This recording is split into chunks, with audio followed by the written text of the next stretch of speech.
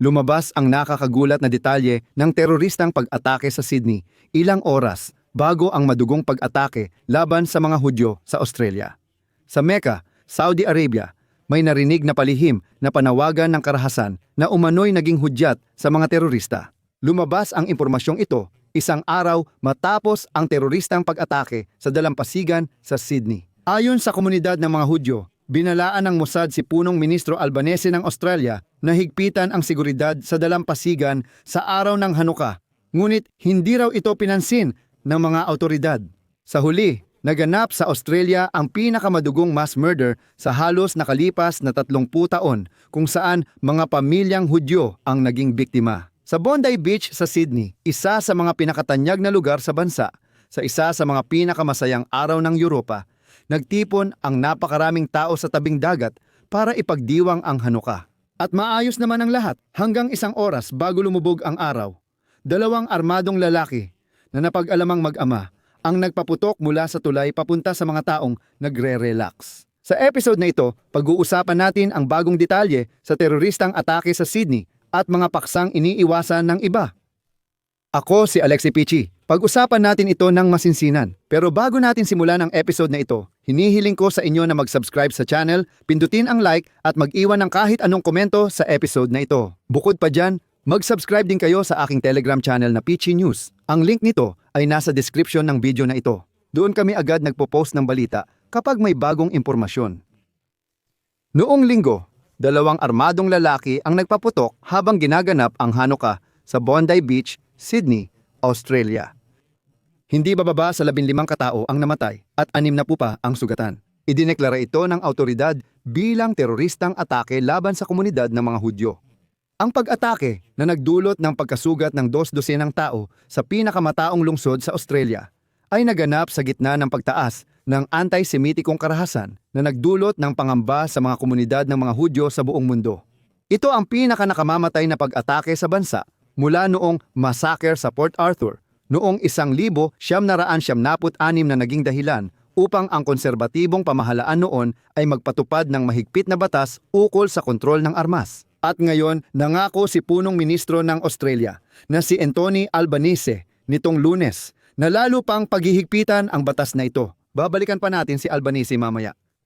Ano nga ba ang nangyari? Kaya ayon sa mga video sa internet na hindi ko na ipapakita lahat dito dahil sa sensitibo ang nilalaman nito. Sa loob ng humigit kumulang 20 minuto, dalawang armadong tao ang nagpaputok sa mga nagdiriwang ng Hanukkah. Pinapaputukan ang mga lalaki, babae at bata habang nagtatakbuhan ang mga natatakot na bisita. Ang mga umatake ay dalawang Muslim na sina Sajid Akram at ang kanyang anak na si Navid. Ayon sa pulisya, may dala ang mga lalaki na 6 na piraso ng baril at ilang mga improvised na pampasabog. Ang ama ay rehistradong may-ari ng baril at miyembro pa nga ng lokal na shooting club. Magkasama silang mag-ama na nakatira sa inuupahang apartment sa Sydney. At nakakaintriga dito, noong Oktubre 2019 sinuri ng Australian Intelligence ang anak kung may kaugnayan siya sa terorista mula sa Islamic State of Iraq and Syria. Pero noon ay itinuring siyang ligtas na. Bakit na? Dito ba? Interesanting punto, kung napansin ninyo, sinabi ko na siya ay ligtas na. Ito ang palaisipan dahil ayon kay punong ministro Anthony Albanese ng Australia, matapos ang 2019 na pagsusuri na pagpasyahan ng intelligence ayon sa kanya. Parang sinasabi nito na may banta noon pero lumipas na iyon at wala na ngayon. Dalawang lalaki noong linggo ng gabi ang nag-iwan ng improvised explosive device sa isang sasakyan malapit sa Bondi Beach saka nagtungo sa tabing dagat. Sa video, makikita ang dalawang nakaitim na tao sa konkretong tulay papuntang tabing dagat. Sa mga video nakuha ng mga saksi, makikita na parehong lalaki ay nagpaputok ng malalaking baril mula sa taas na iyon papunta sa lugar kung saan ginaganap ang Hanukkah na okasyon. Sa video mula sa kamera na nakalagay sa tabing dagat, makikita kung paano tumatakbo ang 12 ng tao sa buhangin ng Bondi para makaligtas sa putukan. Sa ikatlong video, makikita kung paano bumaba mula sa tulay ang hinihinalang mas matandang gunman at napunta malapit sa lugar ng pagdiriwang. At kapansin-pansin, sa puntong ito, hindi pulis kundi isang ordinaryong sibilyan ang nagpatigil sa unang gunman. Sa video na kuha sa cellphone, makikita kung paano nagtago ang lalaki na kinilala ng lokal na media bilang taga Sydney na si Ahmed Al-Ahmed sa likod ng nakaparadang sasakyan malapit doon. Habang nagpapaputok ang mas matandang gunman, biglang lumabas si Ahmed mula sa likod ng sasakyan. Inatake siya sa likuran, inagaw ang baril at itinapat ito sa kanya, kaya napaatras ang gunman. Sa huli, nagtamo pa rin ng 2 tama ng bala si Ahmed at naospital siya. Pinto. Zamarian O leche. leche. Zamarian.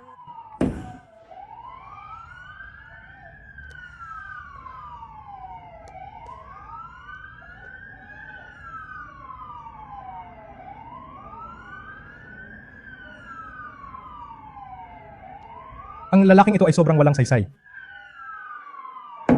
Oh.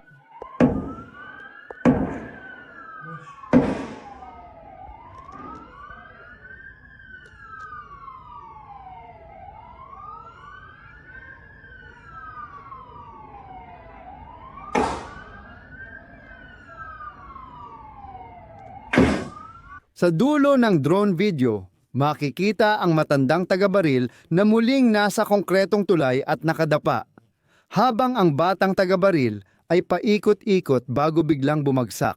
Sa ika-6 na video, makikita ang 3 pulis na tumatakbo papuntang tulay habang nakatutok ang kanilang mga baril. Makikita sa mga kuha na may 9 na pulis sa tulay na pumipigil sa mga taga-baril at dito rin namatay ang nakatatandang taga-baril.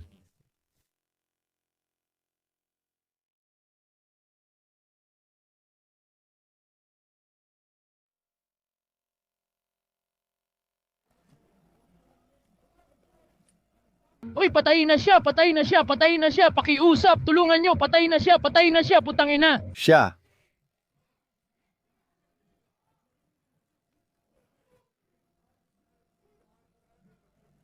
Sinusubukan ko, kuya. At ngayon, balikan natin ang sandaling iyon kung saan sinabi ni punong ministro Anthony Albanese na sinuri ng intelligence ng Australia ang batang gunman noong 2019 tungkol sa kanyang koneksyon sa Islamic State of Iraq and Syria.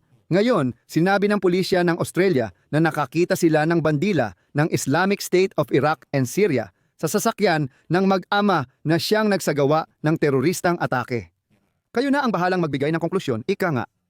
Pero hindi pa dyan nagtatapos ang lahat ngayon. Ipinapaalala ng mga medyang Israeli na noong nakaraang Biyernes ng mga guro sa Mecca, Saudi Arabia, isang kilalang tagapagsalita na si Saleh bin Hamid, na ang mga salita ay ipinalalabas sa buong mundong Muslim, ay nagbigay ng mapanulsol na pahayag tungkol sa mga Hudyo sa panahon ng panalangin ng Biyernes. Binanggit ni bin Hamid ang kalagayan sa Gaza pagkatapos ng digmaan, ang kalagayan ng mga taga-Gaza at ng kanilang mga pamilya, sinisi ang Israel sa kasalukuyang sitwasyon at sinabi, "O Diyos, parusahan mo ang mga Hudyo at ipataw mo sa kanila ang iyong kaparusahan." 2 araw matapos ang pahayag, pinaulanan ng bala ng mga terorista sa Sydney ang mga Hudyo. Ngayon, iniuugnay ng Israel ang atake sa panawagan ni bin Hamid. Ngayon, binigyang diin ng mga lider ng komunidad ng mga Hudyo sa Australia na noong nakaraang taon ay naitala ang 1,654 na kaso ng antisemitikong pag-atake, kaya't tila inaasahan na lang ang ganitong teroristang atake. Ngayong araw, sinabi ni punong ministro Albanese ng Australia